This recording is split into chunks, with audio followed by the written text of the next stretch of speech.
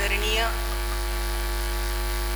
ईश्वर चरणानुरागी भगवत भक्तों, भक्तिमती प्यारी माता बहने,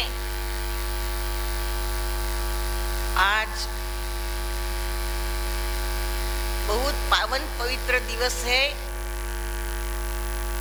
नवरात्रा का आज अंतिम दिवस है। शक्ति के दिन चल रहे हैं, उसमें भी आज रामनवमी है और हमारे जगत जननी श्री माता जी की पावन जन्म जयंती है। इन तीनों पर्वों की आप सबको ढेरों ढेरों शुभकामनाएं।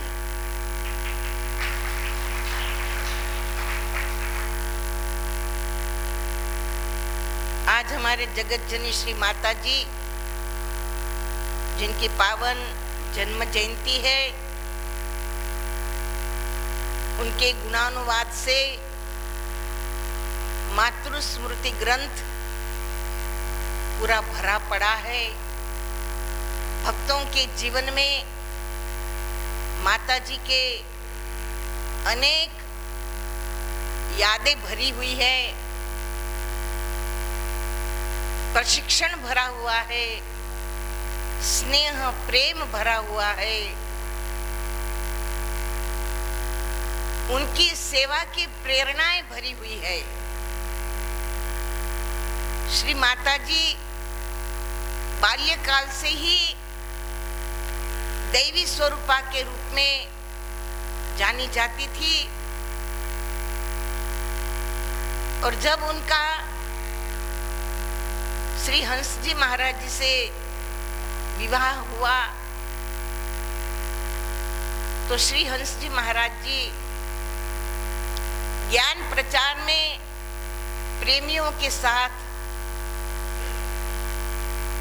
बाहर ही रहते थे। जब कई दिनों के बाद अपने घर में आए तो माता जी ने याद दिलाया कि आपका विवाह भी हुआ है। बोले मैं तो भूल ही गया था मेरा विवाह हुआ है। ऐसा ग्रंथ में लिखा है, जो सत्य है वो लिखा है। तो श्री हंस जी महाराज जी को ज्ञान प्रचार में इतना आनंद आता था, एक जीव के कल्याण की भावना अंदर भरी है कि संसार के जीवों का किस तरह से कल्याण हो। महान पुरुषों की यही प्रेरणा रही समाज के लिए, यही संदेश रहा। इसी संदेश को फैलाने समाज के बीच में वे जाते रहे, अनेक प्रकार के परिश्रमों को झेलते रहे, भक्तों के बीच में रहकर भक्तों को सेवा, सत्संग, भजन सुमिरन की अधिक से अधिक प्रेरणा देते रहे। उन्हीं के नक्शे कदम जगत जननी माता जी भी चले। पहले माता जी घूंघट में रहते थे, पर्दे में रहते थे, लेकिन जब श्री महाराज जी ने शरीर त्यागा, महाप्रयाण किया और श्री हंस जी महाराज जी की 13वीं थी, तो उस समय सर्व ज्ञानानंद महात्मा जी ने जगत जननी माता जी से कहा कि माता जी अब हंस जी महाराज जी नहीं रहे, ये सारे संत महात्मा हैं, ये सारे भक्त हैं, ये बाईजी लोग हैं, ये अब आप ही के सहारे हैं। आप सबको स्नेह दे, प्यार दे और सबको अपनाएं।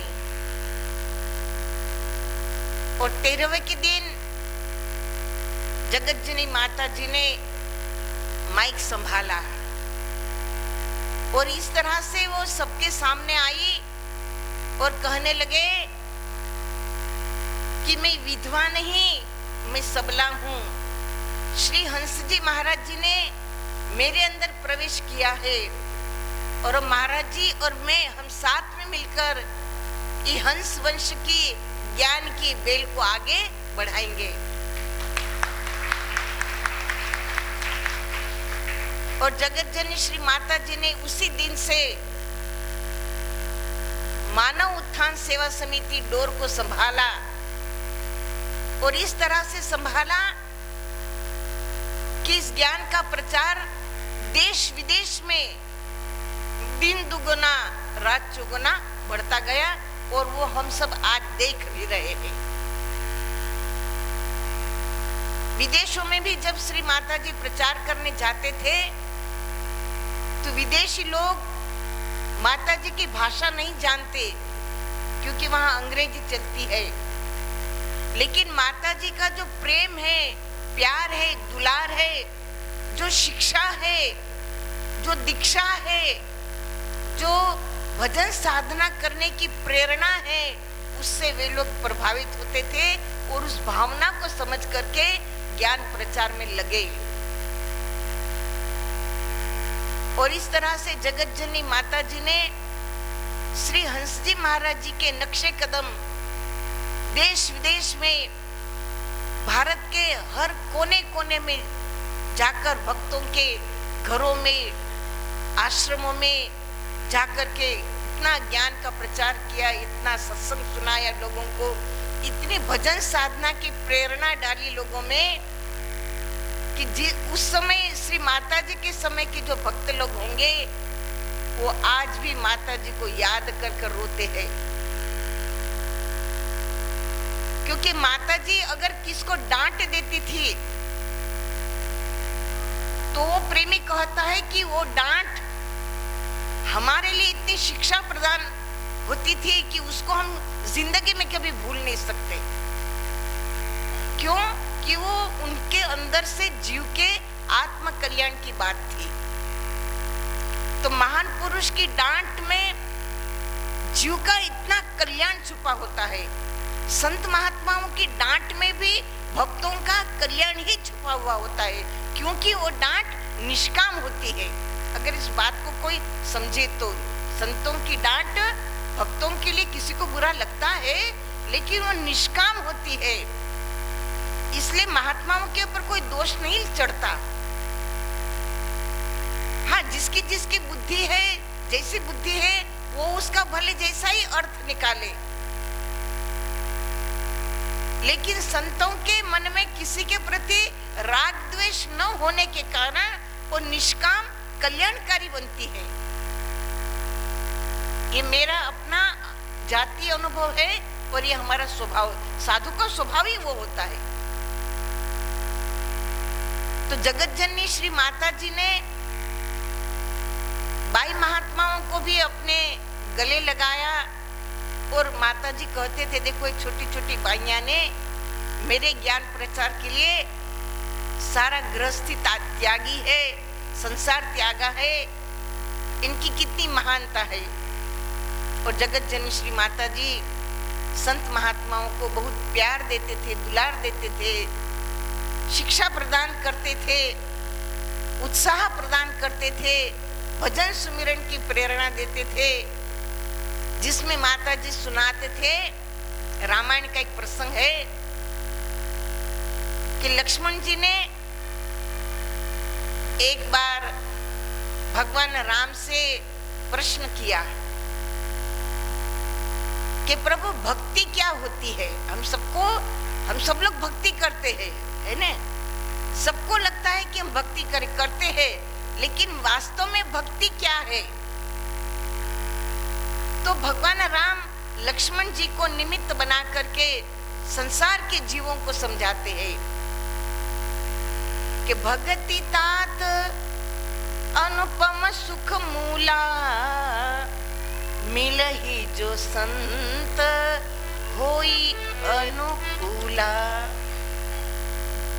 भक्ति हीन नर सोहई कैसा, बिनु जल बारिद देखई तैसा। क्या कहा कि हे लक्ष्मण, भक्ति सुखों की खान है। सब भक्ति करते हैं लेकिन कोई सुखी है, कोई दुखी है। लेकिन यहाँ कहा कि भक्ति सुखों की खान है। और इस सुखों की खान वाली भक्ति कैसे मिलेगी? तो मिले ही जो संत होई अनुकूला। कोई सच्चे संत मिले तो सुखों की खान वाली भक्ति अनुकूल हो जाती है। अब संत कैसे? तो बताया कि जहां संसार का अंत है वहां संत है। तो संसार का अंत कहाँ है? तो 5 कर्मेंद्रिय, 5 ज्ञानेंद्रिय, 11वां मन, 12वीं बुद्धि, यहाँ तक संसार का अंत। उसके परे 13वीं आत्मा। जिनको आत्मा का ज्ञान है, जिन्होंने आत्मा अनुभव किया है, वो समाज के जीवों को करा सके, वो संत है। और ऐसे संत मिल जाए तो सुखों की खान वाली भक्ति अनुकूल हो जाती है। तो ये अनुकूल भक्ति कैसी होती है? तो रामायण में प्रमाण दिया कि भक्ति स्वतंत्र सकल सुख खानी, बिनु सतसंग न पावहि प्राणी। सब ही सुलभ सब दिन सब देशा, सेवत सादर समन कलेशा। कितने संक्षिप्त में और कितनी बड़ी बात तुलसीदास जी ने रामायण में लिखी कि भक्ति स्वतंत्र है। कैसी है? सुखों की खान वाली भक्ति। भक्ति स्वतंत्र सकल सुख खानी। सुखों की खान वाली भक्ति स्वतंत्र है। स्वतंत्र का अर्थ क्या है? स्वतंत्र का अर्थ है कि जो भक्ति करने के लिए शरीर की किसी इंद्रियों की आवश्यकता नहीं। जैसे भगवान की मूर्ति को देखना है तो आंख रूपी इंद्रिय की आवश्यकता है। भगवान के लिए फूलमाला बनानी है, प्रसाद बनाना है तो हाथ की आवश्यकता है, धन की आवश्यकता है। मंदिर में जाना है तो पांव की आवश्यकता है। विदेश कहीं तीर्थों में जाना है तो शरीर भी जाएगा, इंद्रियां भी जाएगी, धन भी जाएगा, समय भी जाएगा। और शास्त्र ये कहता है कि मृत्यु के अंतिम क्षण में जो भक्ति होती है वो स्वतंत्र होती है, क्योंकि मृत्यु के अंतिम क्षण में शरीर की इंद्रियां शिथिल हो जाती है। मुंह से कृष्ण बोलना चाहो तो कितना हो जाएगा, राम बोलना चाहो तो लाम हो जाएगा। आंख से दिखेगा नहीं, कान से सुनाई नहीं देगा। तो शरीर की इंद्रियों वाली भक्ति मृत्यु के अंतिम क्षण में नहीं हो सकती। और इसलिए भक्ति स्वतंत्र बताया, मतलब इंद्रियातीत। वहां इंद्रियों की आवश्यकता नहीं है। तो भगवान का नाम का सुमिरन, ये जो परफेक्ट भक्ति है, जहां इंद्रियों की कोई आवश्यकता नहीं, जो श्वासोश्वास में निरंतर नाम का सुमिरन होता है, और नाम का सुमिरन ही स्वतंत्र है। तो रामायण में कहा कि सब ही सुलभ सब दीन सब देशा। सभी दिनों में, सभी देशों में, सभी जगह और सबके लिए एक जैसा ये नाम का सुमिरन सबके लिए होता है। जैसे स्मशान यात्रा जा रही हो तो सभी लोग बोलते हैं राम नाम सत्य है, सत्य बोलो गत है। भाई इसमें कोई गलत तो शब्द नहीं है।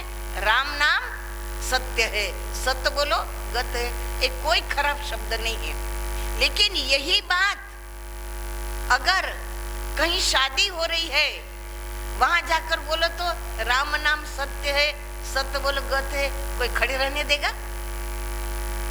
तो ये सब ही सुलभ सब दिन सब देशा नहीं हुआ है ना। लेकिन जो स्वतंत्र भक्ति है, सबके लिए, हर देश में, हर जगह सबको सुलभ वाली भक्ति। जैसे एक व्यक्ति का नाम पोपट भाई है। क्या नाम है? पोपट। पोपट समझते? पोपट क्या होता है? हिंदी में उसको तोता बोलते हैं, उत्तर प्रदेश में उसको तोता कहते हैं। तो पोपट भाई एक गुजराती में बोलते हैं, बराबर। अब गुजरात में पोपट भाई है, तो गुजरात के पोपट भाई आपके उत्तर प्रदेश में आए तो क्या उनका नाम बदल जाएगा? तोता भाई हो जाएगा? नहीं, पोपट भाई ही रहेगा। और यही पोपट भाई यदि अमेरिका चले जाए तो अमेरिका में अंग्रेजी भाषा चलती है और अंग्रेजी में पोपट को पैरोट बोलते हैं। तो क्या अमेरिका में उनका नाम पैरोट भाई हो जाएगा? नहीं, सभी जगह पोपट भाई ही रहेंगे। यही है सब ही सुलभ सब दिन सब देशा, है ने। तो राम नाम सत्य है, ये तो सत्य ही है, तो स्मशान में ही लागू है, लग्न मंडप में लागू क्यों नहीं?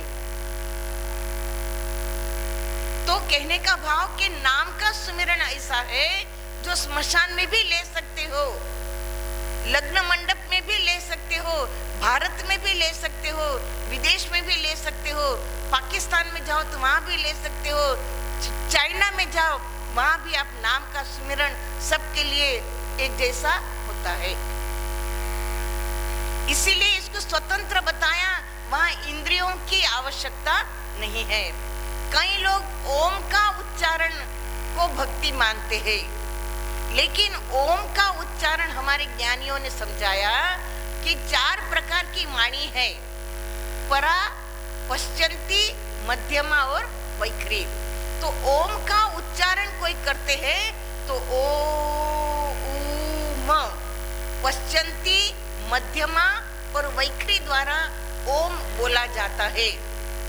लेकिन ओम को बुलवाने वाला जो ओमकार है वो नाभि से निकलता है, और नाभि से जो शब्द निकलता है वो पराशक्ति है, परावाणी है, ओमकार है, जिसका वर्णन श्रीमद् भगवद गीता में भगवान कृष्ण ने अर्जुन को समझाया कि हे अर्जुन, ओम इति एकाक्षरम ब्रह्म व्यावहरन मामनुस्मरन, कि ओम जैसा एक अक्षर ब्रह्म जो व्यावहारिक रूप से सबके अंदर निरंतर चलता रहता है, जिसको बताया कि अजपा नाम गायत्री, योगी नाम मोक्षदायिनी।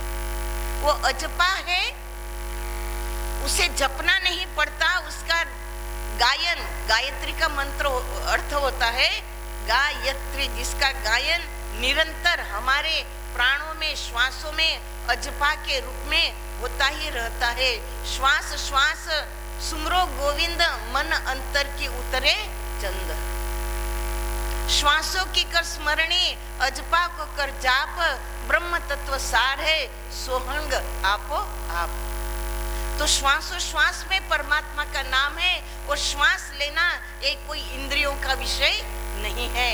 और मृत्यु के अंतिम श्वास तक चाहे कितने कोई बीमार हो, लंगड़ा हो, लूला हो, अंधा हो, बहरा हो, बुद्धू हो, कैसा भी हो, लेकिन श्वास मृत्यु के अंतिम श्वास तक सबके चलते रहते हैं। इसलिए श्वासोश्वास में परमात्मा का जो नाम है, जो प्राण शक्ति है, वो इंद्रियों का विषय नहीं है और सब ही सुलभ है, सब दिन और सब देशा, सबके लिए, हर जगह, हर स्थिति में वो सबके लिए समान है।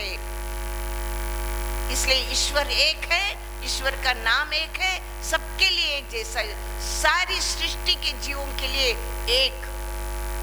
भगवान के घर का कायदा है, नियम है कि सबके लिए सूर्य एक, चंद्र एक, पृथ्वी एक, तारे एक, चंद्रमा एक, अग्नि एक, आंख से देखने का कायदा, कान से सुनने का कायदा, मुंह से बोलने का कायदा, पांव से चलने का कायदा, हाथ से कर्म करने का कायदा, बुद्धि से सोचने का कायदा। तो भगवान सबके लिए अलग कैसे हो सकते हैं? तो भगवान के दर्शन का कायदा भी एक ही है, और वो अंतर जगत में भ्रुकुटी के मध्य में, नासिका के अग्रभाग में, दोनों भ्रमर के बीच में जहाँ शिव नेत्र है, जहाँ आज्ञा चक्र है, जहाँ तीसरा नेत्र है, श्री गुरु महाराज जी ने संत महात्माओं के माध्यम से भक्तों का तीसरा नेत्र खोल के आत्म ज्योति का दर्शन कराया।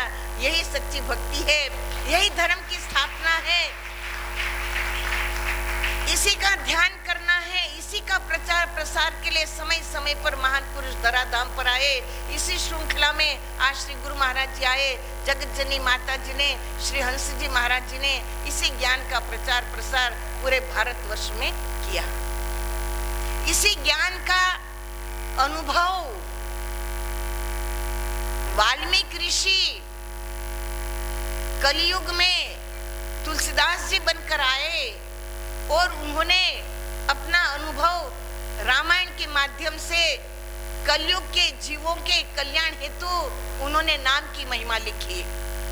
उन्होंने लिखा, उल्टा नाम जपा जग जाना और वाल्मीकि भय ब्रह्म समाना। कि सतयुग में नारद जी ने मुझे वो नामदान दिया और मैंने उस नाम का ऐसा सुमिरन किया कि मैं वाल्मीकि ऋषि बना, ब्रह्म के समान हो गया। वही अनुभव तुलसीदास जी के रूप में वाल्मीकि ऋषि ने रामायण में समाज को समझाने के लिए लिखा। वे लिखते हैं, जब तुलसीदास जी ने खूब नाम की महिमा लिखी रामायण में, तब सज्जनों उनकी बहुत ख्याति बढ़ गई, समाज में उनकी बहुत ख्याति बढ़ गई। लोग तुलसीदास जी को खूब मानने लगे, उनके पास लोग अपनी समस्याएं लेके आने लगे और वे राम शलाक्या द्वारा सबकी समस्याओं को चौपाइयों द्वारा सुलझाने लगे थे। तो उनकी ख्याति दूर दूर तक फैलने लगी। तो कहते हैं कि तुलसीदास जी के बाल्यावस्था के जो उनके मित्र थे, वे उनको मिलने आए और कहने लगे, अरे तुलसी, तू तो हमारे साथ खेलता था, और हमारे साथ रहता था, और आज तुम्हारी ख्याति इतनी बढ़ गई, क्या चमत्कार किया तुमने? समझे? तुमने क्या चमत्कार किया? क्या ऐसी विद्या सीख ली जो लोग तुम्हें याद करते, तुम्हारी ख्याति इतनी बढ़ गई, तुम्हारे पास लोग समस्याएं लेकर आते हैं। तो सज्जनों, तुलसीदास जी कहते हैं कि इसमें मेरा कोई प्रभाव नहीं है, मैंने कुछ नहीं किया, मैंने केवल भगवान के नाम की महिमा को समाज में दर्शाया। नाम की महिमा के प्रभाव से ये ख्याति बढ़ी है। बहुत उन्होंने ठोस बात कही है कि नाम प्रभाव के अलावा अगर मैंने कोई दूसरा कोई चमत्कार किया हो या दूसरा कोई कर्मकांड किया हो तो मेरी जिह्वा गल जाए। समझे? मेरी जिह्वा गल जाए। तो कितना बड़ा सचोट प्रमाण दिया। ये सत्य की परीक्षा थी कि यदि नाम के अलावा दूसरा कोई प्रभाव हो तो मेरी जिह्वा गल जाए। सज्जनों, ये शास्त्रों के प्रमाण है कि जब भगवान श्री कृष्ण यमुना के इस पार थे और दुर्वासा ऋषि यमुना के उस पार थे, गोपियां आई भगवान कृष्ण के पास और कहने लगी कि भगवान कृष्ण, हम आपके गुरु दुर्वासा जी जो यमुना के उस पार बैठे हैं, उनको हम भोजन कराना चाहते हैं, तो हम कैसे उनको भोजन कराए? इतनी बड़ी यमुना से हम कैसे पार हो जाए? तो भगवान श्री कृष्ण उन गोपियों को कहते हैं कि गोपियां, इस सारा भोजन लेकर के आप दुर्वासा ऋषि के पास जाओ, गंगा जमुना जी में खड़े रहो और जमुना मैया से प्रार्थना करो कि हे जमुना मैया, अगर हमारे श्री कृष्ण बाल ब्रह्मचारी है तो हमें मार्ग दे दो। सत्य की यहाँ परीक्षा है कि अगर श्री कृष्ण बाल ब्रह्मचारी है तो हे जमुना मैया हमें मार्ग दे दो। और गोपिया ने भोजन की थाल लेकर जमुना जी में खड़ी रही और वही शब्द दोहराए जो भगवान कृष्ण ने कहे और जमुना जी ने मार्ग दे दिया। इतनी बड़ी जमुना जी, वहां मार्ग हो गया और गोपियां उस पार गई। और दुर्वासा जी को बड़े प्रेम से, हर्ष के साथ भोजन कराया।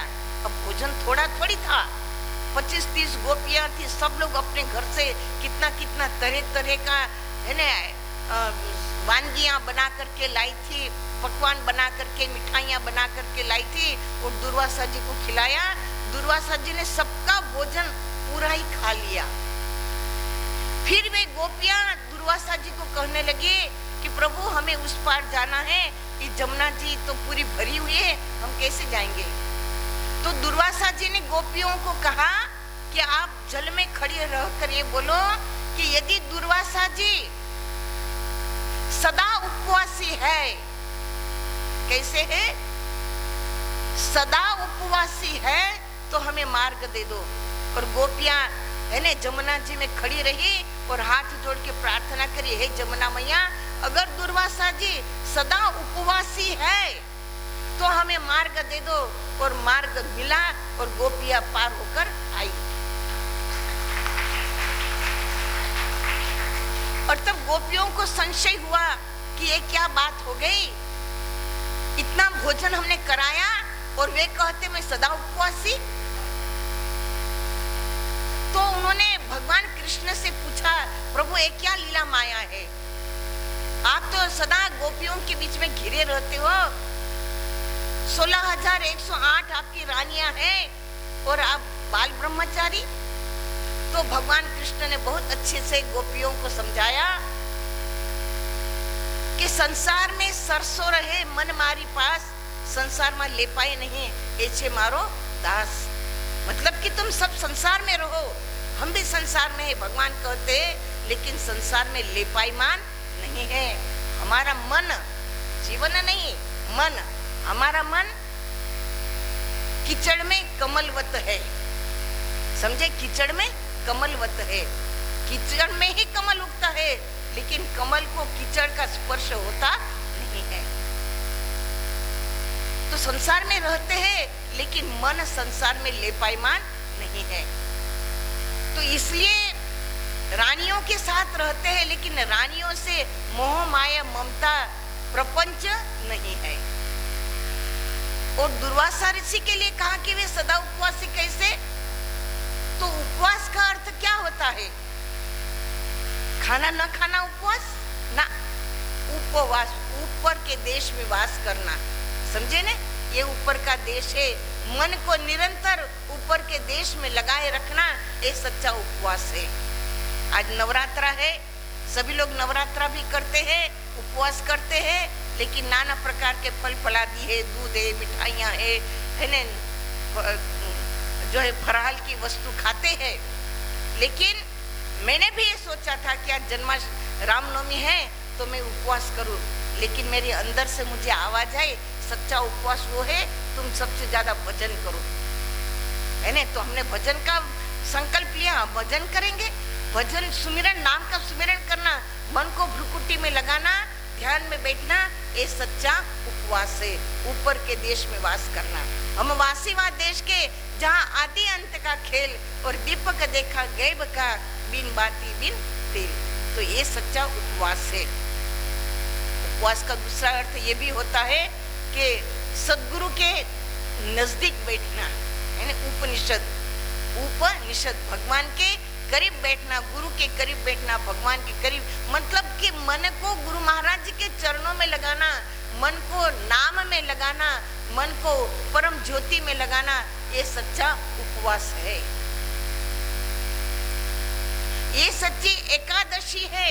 5 कर्मेंद्रिया, 5 ज्ञानेंद्रिया और 11वां मन, 11वें मन को 10 इंद्रियों से हटा करके आत्म ज्योति में मन को लगाना, ध्यान करना, ये सच्ची एकादशी है, ये सच्चा उपवास है, ये सच्चा व्रत है, ये सच्चा त्योहार है। तो दुर्वासा ऋषि ने पेट के लिए भोजन किया, लेकिन मन उनका उपवासी था, समझे। निरंतर दुर्वासा जी भजन में ही निमग्न रहते थे। इसी तरह से तुलसीदास जी ने भी यहाँ प्रमाण दिया कि यदि मेरी ख्याति नाम सुमिरन ही है, इसके अलावा अगर मेरा कोई दूसरा प्रपंच और चमत्कार हो तो मेरी जिभ्या गल जाए। तो ये बहुत बड़ा प्रमाण है। तो इस तरह से कलयुग में नाम की महिमा धर्मशास्त्र में लिखी है। काल नेम कलि कपट निधानु और नाम सुमति समरथ हनु मानो, कि कलयुग में नाम की महिमा इतनी अच्छी बताई है कि कलि कल्याण निवासु, कलि के लोगों को नाम सुमिरन ही उनका कल्याण का निवास है। कलयुग में नाम ही कल्प वृक्ष की छाया है। हम गुरु दरबार में इन नाम के वाइब्रेशन में बैठे हैं, समझे। ये जो आश्रम है ये गुरु महाराज जी का यहाँ वास है। यहाँ बैठकर के संत महात्मा भजन सुमिरन करते हैं। यहाँ से ज्ञान का प्रचार, सद्भावना की प्रेरणा जाती है।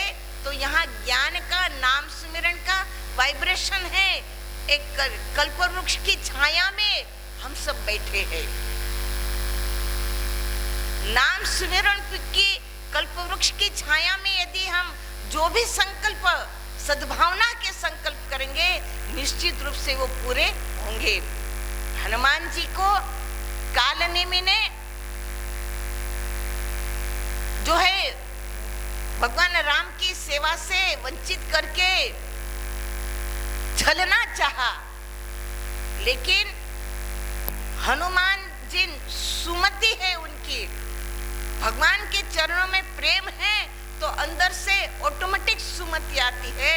और उस सुमति से नाम का सुमिरन करते हुए हनुमान जी ने कालनेमी को कहा कि आप मेरे गुरु बन रहे हो ने, तो पहले दक्षिणा ले लो। दक्षिणा में क्या दिया? पिटाई कर दी, है ने। तो कलयुग में कालनेमी जैसे कलिमल ग्रसे धर्म सभा लुप्त भय सद ग्रंथ और दम्भी ने निजमति कल्प करी प्रगट की न बहु पंथ। तो कलयुग में कालनेमी जैसे, है ने, धर्म के नाम पर अधर्म और अनेक प्रकार के जो है धर्मों को, ग्रंथों को ग्रसित कर दे, अपने मत मतांतर से अनेक पंथों की, ग्रंथों की, धर्मों की रचना कर दे और सब जो है मठाधीश, है ने, श्री श्री श्री 108 1008 अपने आप में बन गए हैं। लेकिन जो जिसकी सुमति है, जिसको सत्संग से प्रेम है, जिसको गुरु महाराज जी के चरणों में सच्चा प्रेम है और जो सच्चे मन से नाम का सुमिरन करता है, तो दुनिया की ताकत नहीं कि कोई कालनेमी जैसा कोई भी आकर के तुम्हें भटका दे, समझे। यदि हम नाम का सुमिरन करते हैं तो निश्चित रूप से हमारी मति सुमति हो जाएगी और कालनेमी जैसे किसी भी बवंडर में हम फंसेंगे नहीं। और इसी नाम का बोध भगवान शिव जी ने माता पार्वती जी को दिया। एक बार भगवान शिव जी ने माता पार्वती जी से कहा, देवी चलो देवताओं की सभा में जाना है, भोजन करके जाते हैं। तो पार्वती जी कहती हैं, प्रभु मैं पहले विष्णु सहस्त्र नाम का पाठ कर लूं, बाद में भोजन करके जाएंगे। शिव जी कहते हैं तो विलंब हो जाएगा। तो कहते तो फिर क्या करूं? तो शिव जी ने माता पार्वती जी को नामदान दिया और कहा कि नाम का सुमिरन करो। और नाम के सुमिरन में विष्णु सहस्त्र नाम के सारे पाठ एक साधे सब सधे, सब साधे सब जाए, जो तू सिंचे मूल को तो फले फूले अघाए।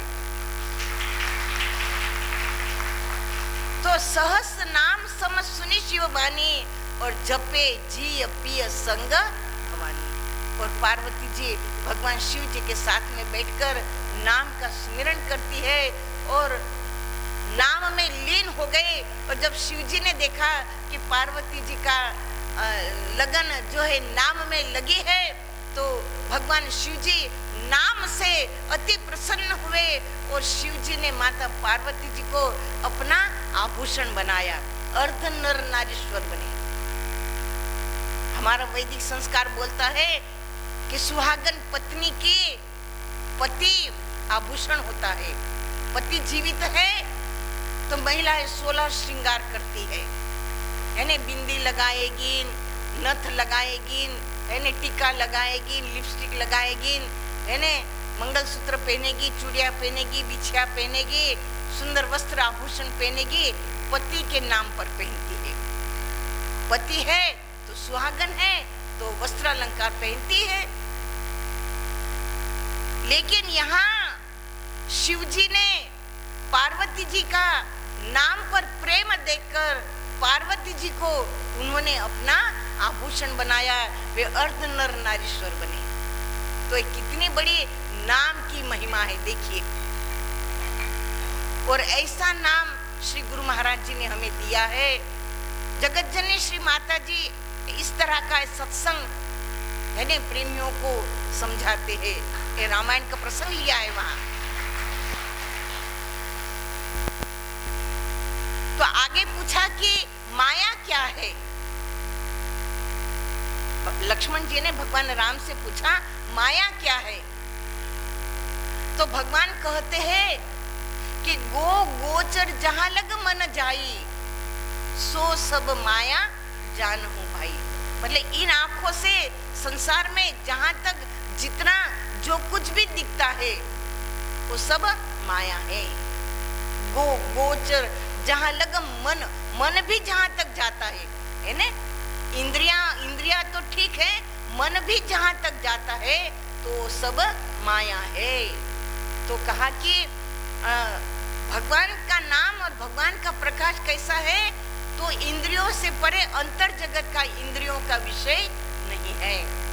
और माया क्या है, मोर तोर ते माया, मेरा और तेरा ये माया है। तो मेरा तेरा क्या है,